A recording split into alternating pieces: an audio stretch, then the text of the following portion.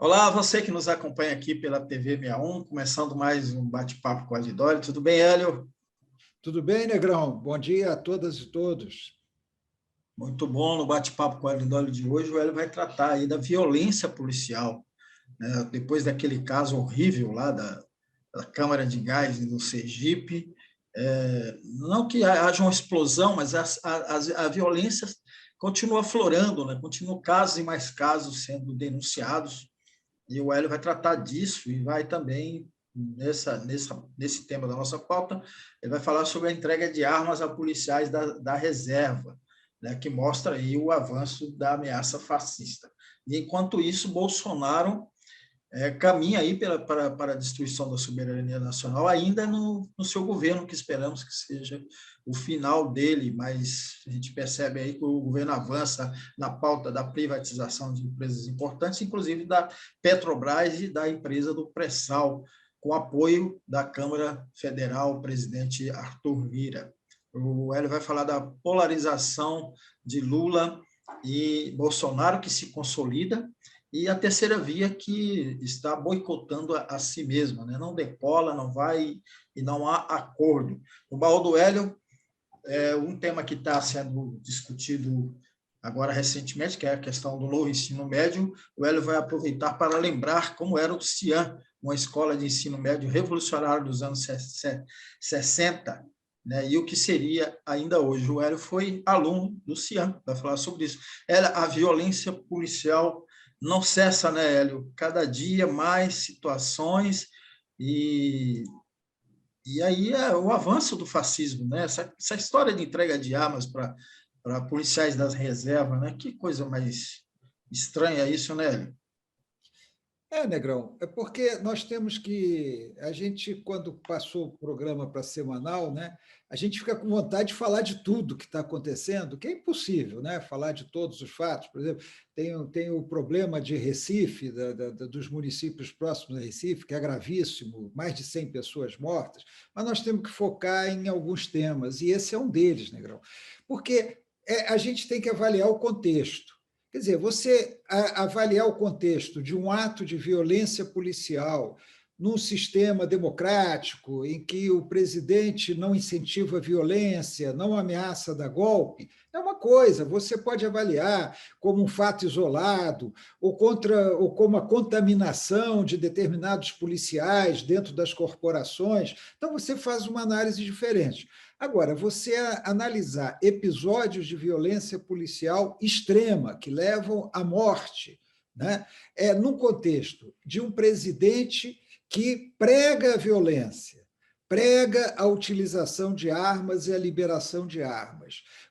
Seus adeptos são pessoas violentas, grosseiras, que atacam, que ofendem as pessoas. E sabendo nós, até porque anunciado por ele mesmo, que há uma ameaça de resistência aos resultados das eleições, como, consequentemente, um golpe nas instituições democráticas, a gente tem que analisar de outra maneira. Eu analiso como uma progressiva fascistização das forças policiais. Nós já falamos aqui do episódio lá de Sergipe da Polícia Rodoviária Federal. E aí, Negrão, a gente vai vendo os desdobramentos. A gente descobre que não foi o único episódio com aqueles policiais. Eles já tinham cometido um outro ato muito violento, também por causa de motoqueiros sem capacete, alguns dias antes, né? E é engraçado, é irônico eles estarem perseguindo motoqueiros sem capacete, quando o Bolsonaro sai toda semana em motociata sem capacete, com seu segurança sem capacete, com pessoas com ele sem capacete, e a Polícia Rodoviária Federal pegando no pé de motoqueiros sem capacete. Eu sou a favor de usar o capacete, claro, acho que tem que multar, não tem que prender, nem tem que matar quem está sem capacete, nem agredir. Mas aí você vê também a Guarda Civil de São Paulo, né, fazendo aquele gesto que ficou mundialmente famoso por causa da morte do George Floyd, quer dizer, o policial com o joelho no pescoço de um morador de rua em São Paulo. Aí você já vê um outro episódio. Aí você descobre que tem cursos preparatórios para policiais com professores nazistas. professores nazistas, professores contando aos risos as violências que praticaram e que recomendando a seus alunos, futuros policiais, que pratiquem. Né? Aí sai uma matéria muito boa no Congresso em Foco, Negrão, mostrando escolas militares privadas para crianças, doutrinando crianças aqui em Brasília. E elas estão espalhadas em outros estados, mas a reportagem fala, a repórter, a Vanessa, muito boa, a Vanessa, ela assistiu, ela foi lá, viu a aula, um negócio horrível, pegando criancinhas e doutrinando. Ficam falando de escola sem partido, né? Escola sem partido, doutrinação de esquerda da escola. Eles estão fazendo doutrinação nas escolas militarizadas e em escolas privadas, que eles abrem para ganhar dinheiro. E os coitados dos pais, achando que seus filhos vão se tornar disciplinados, vão se tornar patriotas, tal, entram na enganação e deixam o dinheiro com esses nazistas. O que eles fazem? O que esses nazistas fazem com esse dinheiro? Então, você vai tendo uma sucessão de fatos assim, que mostra essa violência. Aí vem o governador do Rio, que é um fascistão bolsonarista, Cláudio Castro, e eu tenho aqui um parênteses, Negrão, eu temo muito por essa candidatura que o PT quer lançar para o Senado no Rio, porque é um presidente... Você imagina, Negrão, se alguém consegue ser do PT presidente da Assembleia Legislativa do Rio, se não tiver mancomunado com o Cláudio Castro e com as milícias cariocas. E o PT vai lançar um indivíduo desse como candidato ao Senado no Rio, preterindo o correto deputado Alessandro Moron. Mas isso aí é um problema do PT, do eleitor do Rio, mas eu acho muito temerário um deputado estadual ligado ao Cláudio Castro, que é um bolsonarista nazista, esse é nazista mesmo, nazista, ser candidato do PT ao Senado pelo Rio. Vamos ampliar, mas não precisa ampliar tanto, não, né? E aí o cara libera armas para 10 mil policiais da reserva. Por quê? Porque eles estão ameaçados de morte no Rio. Armas e munições. Isso é organização de milícia. Isso é organização de milícia, é o reforço a essa tentativa do Bolsonaro de ficar bem com as polícias, e a Polícia Rodoviária Federal, infelizmente, nós falamos aqui no outro programa, que era ter uma imagem, só não tem imagem boa para quem comete infrações na estrada. Antigamente dizia assim, bons tempos em que a polícia, o medo que a gente tinha da Polícia Rodoviária Federal era ser multado. Hoje não, hoje é você ser assassinado, embora a gente saiba que alguns, os mais pobres, os negros, correm mais riscos do que pessoas de classe média, brancas. A gente sabe como é seletiva e racista esses critérios que as polícias usam no Brasil inteiro. Mas, então, isso aí, Negrão, é muito grave, porque é um golpe avançando, mas não é questão de um golpe, vai ter golpe, não vai ter golpe, é o fascismo se alastrando. Porque esse fascismo vai sobreviver depois das eleições. Mesmo com a derrota de Bolsonaro, que é o que se prevê, ele vai sobreviver, ele não vai se desmobilizar, ele não vai deixar de existir. Ele está incrustado nas forças policiais, tem as milícias organizadas, os clubes de caça, tiro, colecionadores. Como é que vai terminar com isso? Como é que vai enfrentar isso? É uma batalha, ao mesmo tempo, de ideias, de argumentação, mas é também uma batalha legal, reverter toda essa legislação que favoreceu o uso de arma, reverter esse decreto do Cláudio Castro, desse fascistão do Rio de Janeiro, né? Sucessor do Witzel, de atirar. Aí a chacina no Rio, nem comentei porque já tem mais tempo. A chacina lá na Vila da Penha, no Rio, comandada por esse Cláudio Castro. Né? E agora entrega 10 mil armas a policiais da reserva, que já saíram, que não estão mais trabalhando. Estão em casa, estão lá de bermuda, sandália havaiana, tomando cachaça nos bares da esquina. Então, para que esses caras têm que estar armados? Para quê? Para sair matando gente na rua? Imagina um policial despreparado desses policiais do Rio, não são grandes sumidades em termos de preparo, né? E a corrupção lá graça de uma maneira terrível, muito superior a outras polícias militares. Imagina esse cara numa discussão de boteco e puxa a arma e vai matar gente. Né? Então, é grave. Essa situação é muito grave, Negrão.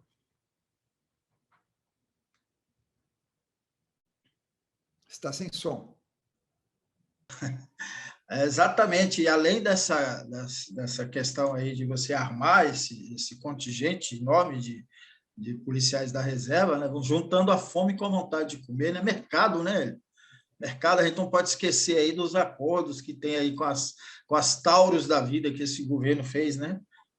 Sim, acordos, propinas, né, comissões. A família Bolsonaro toda está envolvida, toda é modo de falar, né? Porque a quadrilha dos quatro irmãos ali é uma quadrilha poderosa. Você viu agora o mentiroso Flávio Bolsonaro dizendo que paga essa mansão de 6 milhões que ele comprou aqui em Brasília com dinheiro que ele ganha como advogado. E o Flávio Bolsonaro sabe advogar, e o Flávio Bolsonaro advoga. Cadê as causas? Ele tem que mostrar ali, cadê as causas que você defende para ganhar esse dinheiro para pagar a mansão? É mentiroso, além de tudo, é mentiroso, é cara É de verdade. pau. Essa família tem que ser presa. Essa família tem que ser... Isso não é revanchismo, não. Isso é cumprimento da lei, cumprimento da Constituição. Vamos para a questão, né? O governo Bolsonaro está aí, né? Correndo para destruir a soberania nacional, né? Ainda nesse governo, provavelmente aí com o apoio do Arthur Lira, ele deve privatizar, né? Caminhar para privatizações, inclusive da possibilidade de privatizar até a Petrobras e a empresa estatal do pré-sal. Como é que você está analisando essa situação aí, Hélio? Não, eu estou analisando assim, ele sente que o governo está acabando e quer resolver essas questões, porque essas questões vão render grana. Quando se privatiza uma empresa, tem sempre alguém ganhando muito dinheiro. Quando privatizou a telefonia no Brasil, quem privatizou a telefonia ganhou muito dinheiro. Quando privatiza alguma coisa, corre um dinheiro por fora que geralmente a mídia, que é favorável às privatizações, omite. Né? Foi assim com tudo que está sendo privatizado no Brasil. Aqui em Brasil privatizou a SEB, a favor de uma empresa totalmente competente, a Neoenergia. Em Goiás privatizaram também a Companhia de Eletricidade. Corre dinheiro por fora, todo mundo sabe disso.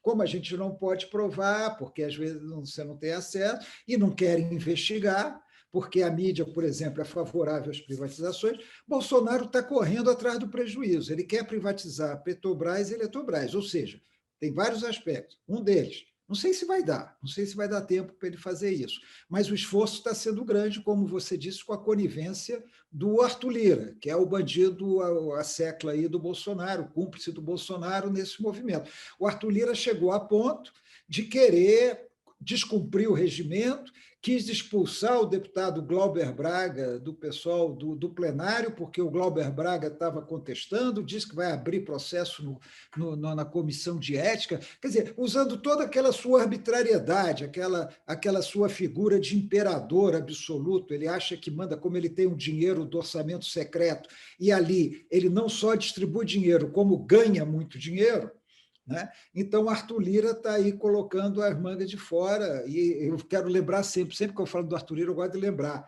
muito petista, deputado petista, votou nele para presidente da Câmara, inclusive Dona Marília Arraes, que é favorita para se eleger no governo de Pernambuco. Olha só, nós já falamos de duas figuras de esquerda aqui, coniventes com o fascismo. Marília Arraes e André Siciliano, coniventes com o fascismo, entre outros. Mas voltando, Negrão, é perda de soberania. Por quê? Porque a Petrobras, o pré-sal, as refinarias, a Eletrobras, essas são empresas estratégicas para a soberania nacional, para a soberania do Brasil. Eles querem entregar essas empresas ao capital internacional. Isso é um crime de lesa pátria, né? Esse é um aspecto. Outro aspecto é que rola dinheiro. Então, tem que fazer correndo ainda nesse governo, porque provavelmente o Lula vai ser eleito, e aí não vai acontecer nem privatização da Petrobras, nem privatização da Eletrobras. E eles vão perder essa grande boca. Demoraram a conseguir. Já estamos no último ano de governo, quase que no último semestre de governo. Eu não sei se vai dar tempo, mas eles estão desesperados. E o Arthur Lira está de olho no futuro, né, Negrão? Ele tem que pensar nas famílias dele, na família dele, sei lá, ele tem que pensar no futuro dele. Ele está muito preocupado com isso, realmente, e acumulando, né? Acumulando. Exatamente, Hélio, acumulando, né? O que esse povo sabe fazer, né? A roubalheira está aí e tem gente aí iludida dizendo que não existe corrupção no governo Bolsonaro. Hélio Dolly, a polarização entre Lula e o Bolsonaro, ela se consolidou, né? E a terceira via parece se auto-boicotar, né? Eles não conseguem chegar num acordo. Como é que você está vendo essa situação, Hélio? É isso aí, Negrão. A impressão que dá é essa. A terceira via ela não quer se viabilizar, né? Cada vez surge uma coisa nova que dificulta. Todo mundo aqui já sabe, para a terceira via tentar se viabilizar, a gente fala isso desde o ano passado, naquela época ainda havia uma perspectiva de que se a terceira via se unisse em torno de um candidato único, construísse essa candidatura junto à população, trabalhasse por ela, ela poderia ter uma chance de chegar ao segundo turno da eleição. Agora, nós estamos falando isso há um ano. E é um ano que a terceira via está aí se enrolando, se enroscando, eram vários candidatos, aí foi caindo um a um. Hoje você tem, parece que ia sair a Simone Tebet, aí já por 2 semanas seguintes o PSDB adia a definição, criando aquele negócio, cada vez que você quer impedir alguma coisa, você cria uma dificuldade nova. Quando aquela dificuldade é superada, você cria outra. Parece que é isso que o PSDB está fazendo. E está cada vez mais difícil. Eu vi a Simone Tebet agora construir uma candidatura, é claro, tem uma campanha pela frente, uma campanha tudo é possível, a gente tem diversos exemplos no país, nacionalmente, localmente, nos governos estaduais, de candidatos que, a essa altura, pontuavam 1, 2, 3% nas pesquisas e acabaram ganhando a eleição. Existe essa possibilidade. Mas, diante da polarização Lula e Bolsonaro, que é uma polarização real, de posturas, de posições, né, de princípios, e diante do fato de que cerca de 70% dos eleitores já dizem que confirmam seus votos, ou seja, que eles têm certeza de que vão votar ou no Lula ou no Bolsonaro, esse caminho da terceira via está cada vez mais difícil. Além do que, você tem o Ciro Gomes, que mantém sua candidatura, e tem uns irrelevantes aí, tipo Janones, o cara do Novo, que eu até esqueço o nome. Você tem esses irrelevantes aí que também continuam no jogo. Se eles permanecerem, vai dificultando essa questão da terceira via.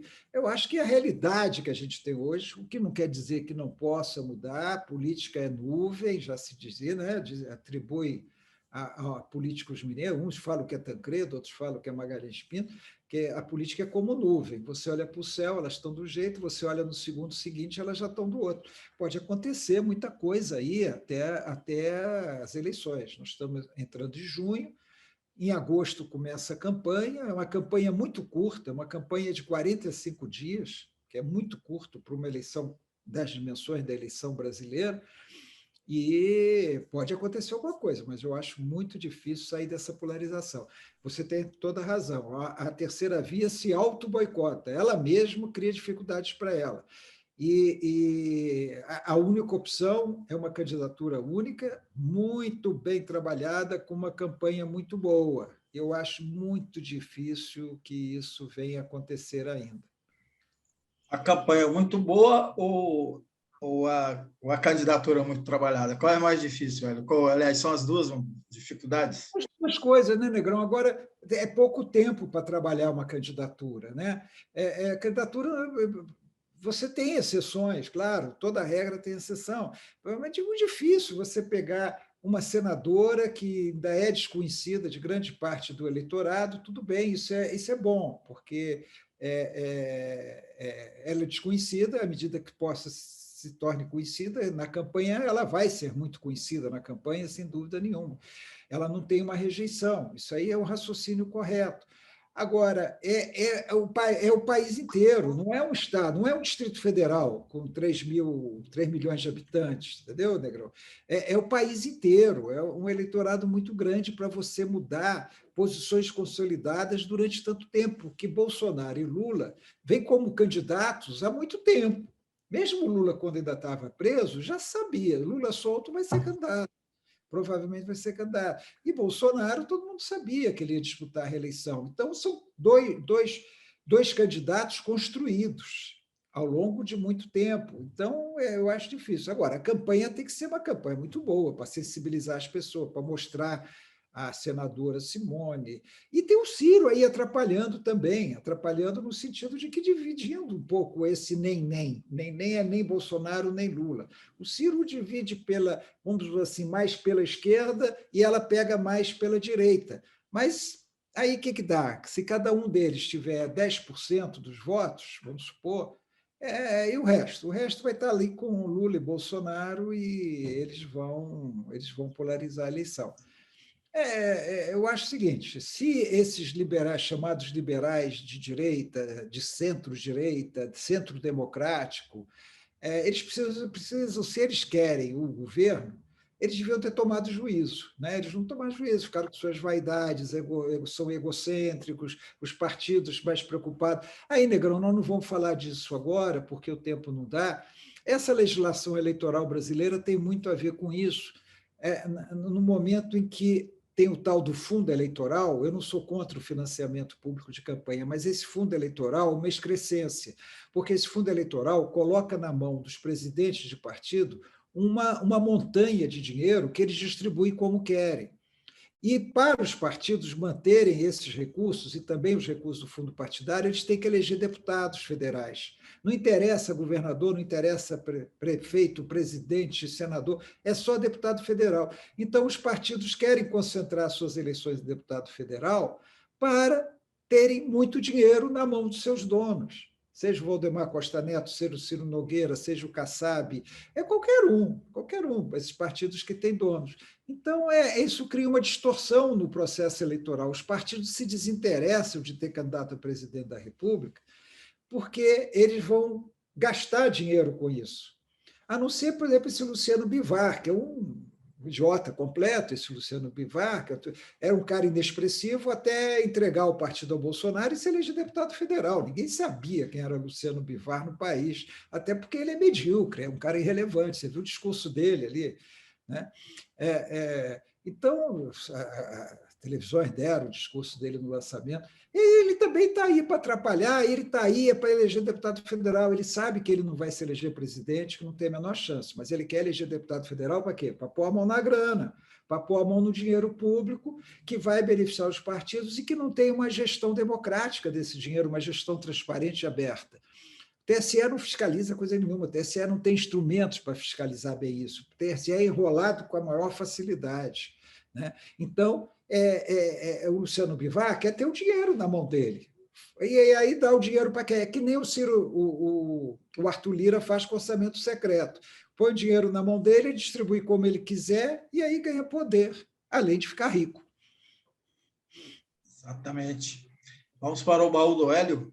O baú do Hélio, ele vai recordar do CIAN, que, aliás, você foi aluno lá do CIAN. CIEM. CIEM, desculpa. CIEM. E aí, nesse debate que a gente está tendo agora sobre a questão do novo ensino médio, é importante a gente recordar essas escolas, né, que fizeram escolas, né, não querendo ser redundante, em relação à formação de bons alunos, de excelentes alunos, porque foram escolas revolucionárias. Recorda aí dos seus velhos tempos. Negrão, eu estava pensando em falar sobre isso, porque eu estava lendo um pouquinho, não me aprofundei no tema. Essa história do novo ensino médio, que está sendo aplicado, que está sendo contestado por alguns, elogiado por outros, ou seja, um novo sistema de ensino médio no Brasil. Né? Aí eu falei, poxa, eu vou falar do CIEM, eu já falei outras vezes, pontualmente, falar um pouco do CIEM. E aí, por coincidência, Negrão, ontem à noite eu fui ao lançamento de um livro do Guilherme Amado, aquele jornalista, né, que é da Brage. Fui no lançamento e lá encontrei um ex-colega do CIEM, Negrão, um colega meu não foi de turma, porque ele é mais velho que eu, era de um ano na frente, Luiz Estevão. E nós conversamos, nós ficamos na fila, conversamos sobre a política brasileira e tal. Eu falei, eu acho que isso é um sinal de que eu vou falar mesmo do CIEM. Chegar aqui hoje... Luiz Estevão, Hélio Dória. Oi, Negrão, do CIEM estudaram, vou falar de pessoas mais conhecidas. Fala aí. Conhecido nacionalmente, você tem o Fernando Collor. Do Fernando você já falou aqui, mas pode... Mas você tem pessoas aqui em Brasília bastante conhecidas, que estudaram no CIEM. Você tem, por exemplo, também, fora de Brasília, o governador, o Teotônio Vilela, que foi governador de Alagoas, ele estudou no CIEM. Você tem um senador que foi senador pelo Acre, Geraldo Mesquita, que também estudou no CIEM. Você tem gente de toda a situação hoje que estuda no CIEM. Né, Hélio, só para a gente contextualizar um pouco também, porque os deputados, senadores vinham, naquela época, moravam com as suas famílias praticamente aqui em Brasília, né? Eu tinha vários colegas, filhos de deputados e senadores, inclusive no CIEM. E aí você tem aqui o Paulo Otávio estudou no CIEM, Luiz Estevão estudou no CIEM, você tem muitos empresários aqui de Brasília hoje que estudaram no CIEM. Você tem gente de todas as atividades, tanto aqui em Brasília como vários que já foram embora. Mas o que eu queria falar de você é o seguinte, Negrão, você não precisa inventar muita coisa em relação ao ensino médio. O CIEM quer dizer Centro Integrado de Ensino Médio. Era um colégio da Universidade de Brasília. Então, era CIEM-UNB, a sigla era essa, CIEM-UNB.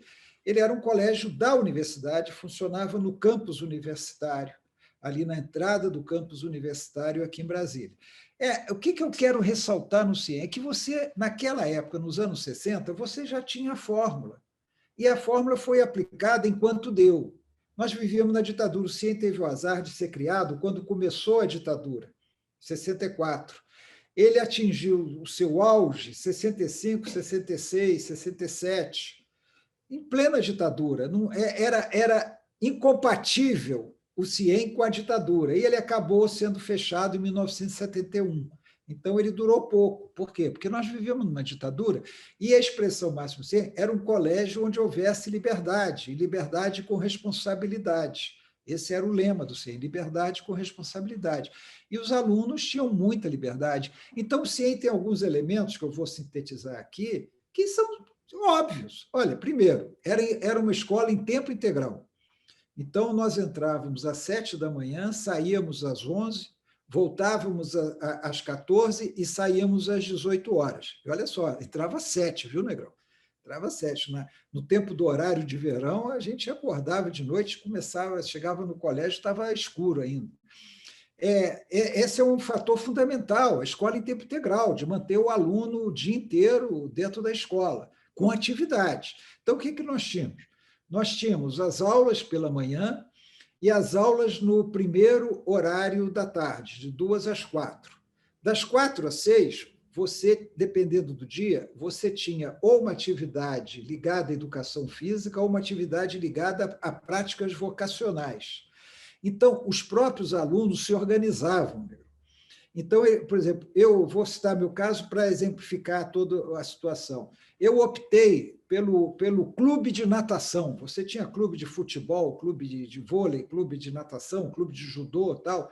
Eu optei pelo clube de natação. Então, nós praticávamos natação. Agora, a natação, pelas suas características, ela era praticada nesse intervalo entre 11 da manhã e 14 horas. Era a hora que a gente ia para o clube treinar. A gente ia ali para o Motonáutico, para o Minas Brasília, dependendo da época, e treinava natação.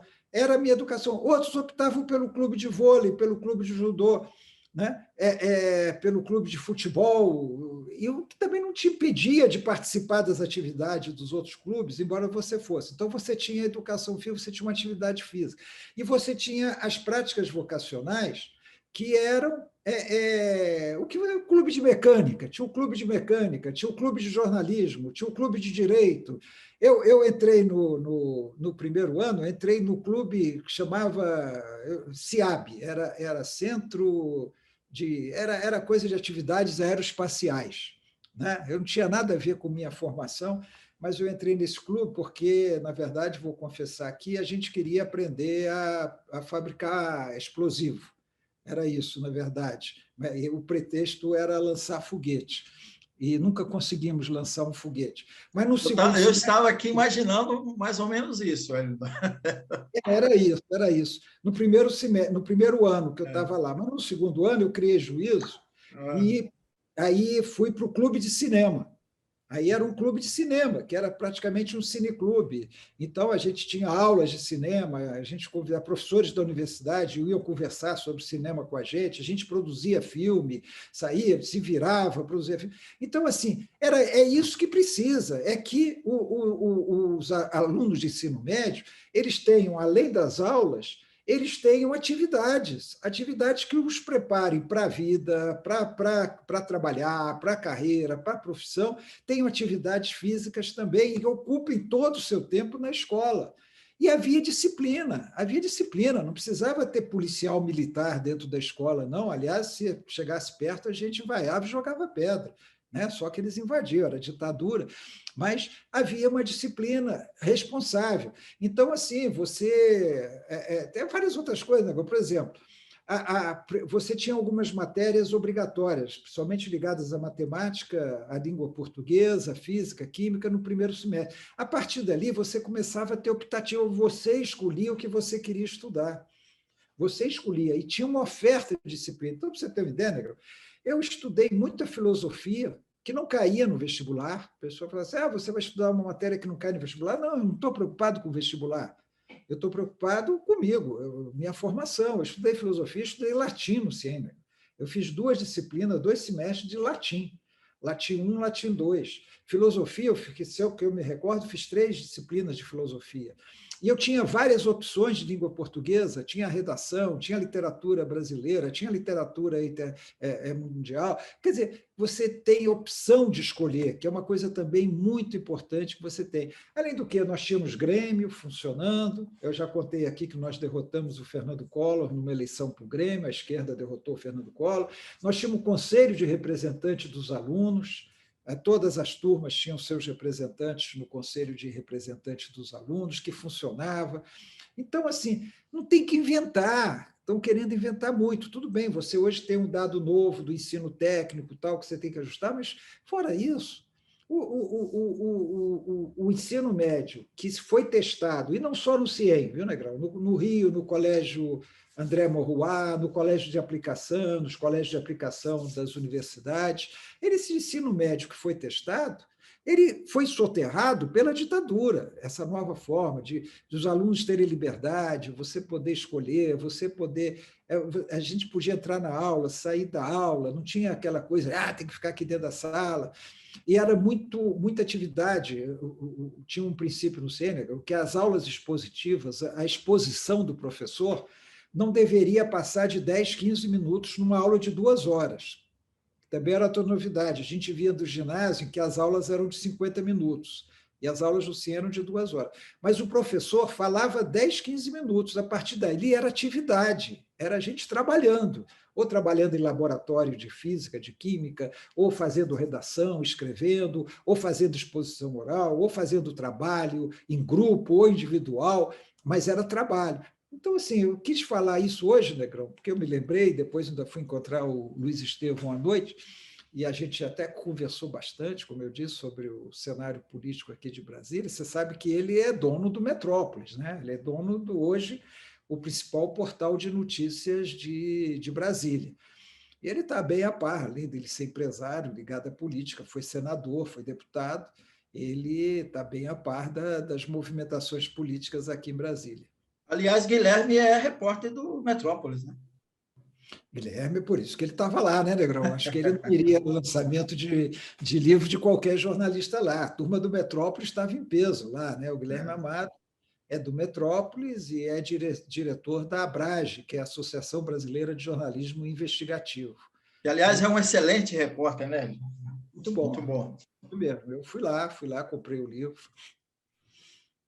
Muito bom. Então, a gente termina assim o nosso bate-papo com o Hélio Dolly de hoje. A gente volta na próxima quinta-feira. O nosso programa está sendo semanal, por enquanto, até final de outubro.